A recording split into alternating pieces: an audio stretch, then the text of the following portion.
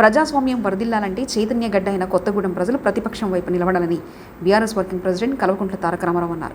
వరంగల్, ఖమ్మం, నల్గొండ జిల్లా పట్టభద్రుల నియోజకవర్గ బీఆర్ఎస్ అభ్యర్థి ఏనుగుల రాకేష్ రెడ్డి విజయాన్ని కాంక్షిస్తూ కొత్తగూడెం క్లబ్లో సోమవారం పట్టభద్రుల ఆత్మీయ సమ్మేళనాన్ని నిర్వహించారు. మరొకటి, మన గౌరవ ప్రజాప్రతినిధులు స్థానిక సంస్థల్లో ఎంపీటీసీలు కానీ, జెడ్పీటీసీలు కానీ, మున్సిపల్ కౌన్సిలర్లు కానీ మీ వాదన స్థానిక సంస్థలు, స్థానిక ప్రభుత్వాల యొక్క మరి వాటి పరిస్థితుల గురించి చెప్పడానికి, వాటికి ప్రభుత్వం ఏదన్నా అన్యాయం చేస్తే ఫైనాన్స్ కమిషన్లోనో ఇంకోటో తమకు రావాల్సిన నిధులు సక్రమంగా వాటి గురించి ప్రస్తావించడానికి లోకల్ బాడీ ఎమ్మెల్సీలు ఉంటారు. మూడవది, ఎమ్మెల్యేల ద్వారా నేరుగా ఎన్నుకునే ఎమ్మెల్సీలు ఉంటారు. నాలుగవది, గవర్నర్తో నామినేట్ అయ్యే ఎమ్మెల్సీలు ఉంటారు. ఐదవది, టీచర్లు ఓటేసి గెలిపించే టీచర్ ఎమ్మెల్సీలు ఉంటారు. 5 కేటగిరీల్లో 40 మంది ఎమ్మెల్సీలు ఈరోజు శాసన మండలిలో కొలువు తీరుంటారు. నేను మీ అందరినీ కోరేది ఒకటే, కొత్తగూడెం మీరు మొన్ననే 6 నెలల కిందట కాంగ్రెస్ పార్టీకి అవకాశం ఇచ్చినారు. ఇవాళ రేవంత్ రెడ్డి గారి నాయకత్వంలో మరి ప్రభుత్వం కొలువు తీరింది, ప్రభుత్వం నడుస్తూ ఉంది.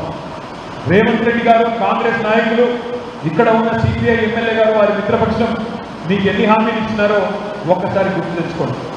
ఇక్కడ కూర్చున్న వాళ్ళలో దాదాపు 90%, 95% మంది రైతు బిడ్డలే నేను అనుకుంటా ఉన్నాను, రైతు కుటుంబాల నుంచి వచ్చిన వాళ్ళే అని చెప్పి నేను అనుకుంటా ఉన్నాను. మీరు దయచేసి ఒక్క నిమిషం రైతులకు ఈ ప్రభుత్వం ఎన్ని హామీలు ఇచ్చింది, ఎన్ని అమలు చేసింది, ఏ దిశగా ఈ ప్రభుత్వం నడుస్తున్నది ఒక్కసారి గుర్తు తెచ్చుకోండి, ఒక్కసారి ఆలోచించండి. రేవంత్ రెడ్డి గారు స్వయంగా చెప్పినారు, కేసీఆర్ గారు ₹1,00,000 రుణమాఫీ చేసినారు, ఆ రుణమాఫీ చేసిన ఓట్లన్నీ నాకే వస్తాయనుకుంటున్నాడు. నేను విజ్ఞప్తి చేస్తున్నా రైతు సోదరులారా, మీరందరూ వెంటనే బ్యాంకుకు కొండి. కేసీఆర్ గారి ద్వారా ₹1,00,000 రుణమాఫీ జరిగిన వాళ్ళు కూడా బ్యాంకుకు కొండి, తాజాగా కొత్తగా మరొక ₹2,00,000 రుణం తెచ్చుకోండి. నేను వస్తున్నా డిసెంబర్ 9 నాడు మొదటి సంతకం పెడతా, రుణమాఫీ చేస్తా, మీరు వెంబడే ఉండి రుణం తెచ్చుకోండి, నేను ఎంబడే రాగానే సంతకం పెడతాను అనే మాట, డిసెంబర్ 9 నాడే 2,00,000 రుణమాఫీ చేస్తానని చెప్పిన మాట గుర్తు పెట్టుకోండి అని చెప్పి, గుర్తు తెచ్చుకోండి అని చెప్పి నేను విజ్ఞప్తి చేస్తాను. దుమ్మెత్తి పోసినారు.